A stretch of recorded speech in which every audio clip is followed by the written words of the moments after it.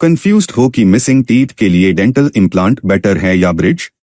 ये डिसीजन आपके स्माइल के फ्यूचर के लिए बहुत इंपॉर्टेंट है।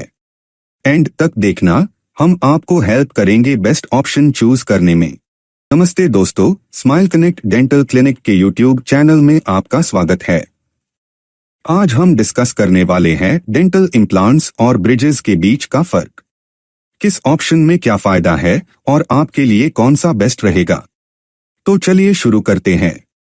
पहले समझते हैं ये दोनों ऑप्शंस हैं क्या। डेंटल इम्प्लांट्स एक आर्टिफिशियल टूथ रूट होती है जो जॉबोन में प्लेस की जाती है और इसके ऊपर क्राउन लगाया जाता है। ये एक परमानेंट सोल्यूशन होता है। दूसरी तरफ ब्रिजेस या fixed partial dentures missing teeth के गैप को फिल करते हैं, लेकिन ये नेबरिंग टीथ पर डिपेंड करते हैं सपोर्ट के लिए। दोस्तों, अगर ड्यूरेबिलिटी की बात करें तो डेंटल इम्प्लांट्स का लाइफ स्पैन ब्रिजेस के कंपैरिजन में ज्यादा होता है। इम्प्लांट्स 15 to 20 ईयर्स या जिंदगी भर चल सकते हैं अगर आप उनकी सही केयर करें।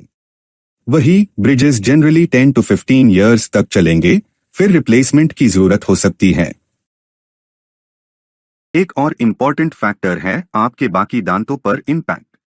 ब्रिजेस को प्लेस करने के लिए नेबरिंग टीथ को ट्रिम करना पड़ता है, जो इनकी नेचुरल स्ट्रक्चर को वीक कर सकता है। कंफर्ट और फंक्शनैलिटी के मामले में भी डेंटल इम्प्लांट्स ज्यादा नेचुरल फील देते हैं, क्योंकि ये डायरेक्ट जॉबोन में फिक्स्ड होते हैं। आप इनके साथ बिल्कुल नॉर्मल दांतों जैसा फील करते हैं, चाहे खाना हो या बोलना।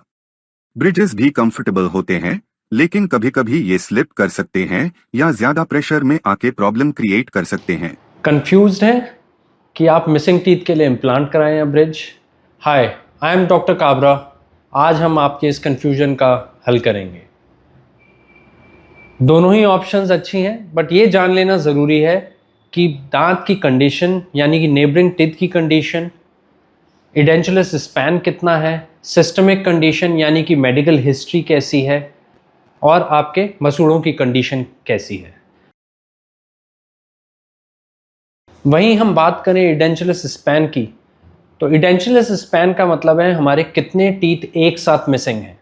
अगर एडेंचुलस स्पैन ज़्यादा है और हम ब्रिज की ऑप्शन पे जाते हैं तो सारा दांतों का लोड यानी कि जितने दांत मिसिंग हैं उन दांतों का लोड उन सपोर्टिंग दांत पे जाता है जिनके गिरने की या हिलने की संभावना ज़्यादा हो जाती है। वहाँ पे इम्प्लांट एक बेटर ऑप्शन है अगर हम स्ट्रैटेजिकली प्लान करें तो।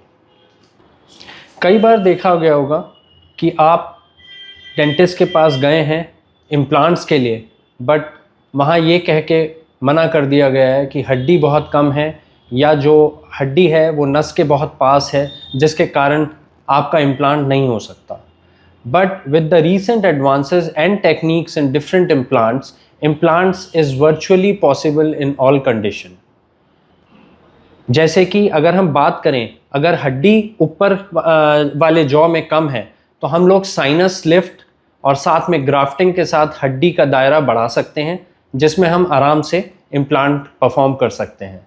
उसी तरीके से कई कंडीशंस ऐसी होती है कि जहां जॉ बोन बहुत वीक होती हैं या जॉ बोन बहुत कम होती है, तो उस कंडीशन में हम लोग टेरिगॉइड इम्प्लांट्स, ज़ाइगोमेटिक इम्प्लांट्स का सहारा ले सकते हैं।